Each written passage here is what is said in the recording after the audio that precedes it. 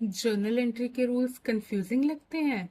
तो डेबिट और क्रेडिट के रूल्स रटने की कोई ज़रूरत नहीं है। बस ये दो सिंपल लॉजिक समझो और सारी जर्नल एंट्रीज सॉल्व करो। जब भी एसेट और एक्सपेंस इंक्रीज होगा तो हम डेबिट करेंगे, और जब भी लायबिलिटी और इनकम्स इंक्रीज होंगी तो क्रेडिट करेंगे। चलिए अब इसे थोड़ा डिटेल में समझते हैं। हमें एसेट का रूल याद रखना है। जब भी एसेट इंक्रीज होगा तो हमें उस अकाउंट को डेबिट करना है। जैसे मशीनरी परचेज की तो मशीनरी अकाउंट डेबिटेड, उसका ऑपोजिट एसेट डिक्रीज होने पे क्रेडिट कर देंगे। फिर आता है लायबिलिटी का केस, जो इसका बिल्कुल ऑपोजिट है। जब भी आपकी लायबिलिटी इंक्रीज होगी तो आप उस अकाउंट को क्रेडिट कर देंगे। जैसे आपने बैंक लोन लिया तो bank loan account will be credited, और इसी का ऑपोजिट जब आपकी लायबिलिटी डिक्रीज होगी तो आप उसको डेबिट कर देंगे।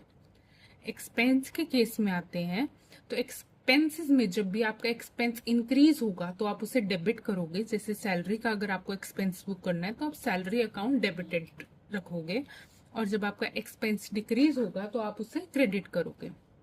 इसी के ऑपोजिट अब हम इनकम का अपना रूल याद कर लेंगे कि जब भी हमारी इनकम इंक्रीज होगी तो आप उसे क्रेडिट करेंगे। जैसे कि सेल्स हैं तो sales account will be credited, और उसी का ऑपोजिट जब आपकी इनकम डिक्रीज होगी तो आप उसे डेबिट करेंगे।